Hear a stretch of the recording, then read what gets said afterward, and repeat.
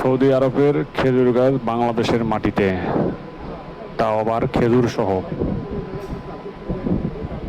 একটি খেজুর গাছ 3 বছর যাবৎ তার যত্ন করে আসছেন। 3 বছর পরে আজকে বাজারে নিয়ে আসছেন। কিন্তু কে কিনবেন এই খেজুর গাছ? কার বাড়িতে এই খেজুর গাছ রোপণ করা হবে? নাকি আবার কোরবানির সেই ছাগল কিনে যেভাবে সমালোচিত হয়েছেন সেরকমের সমালোচিত হবেন এই খেজুর গাছ কিনে?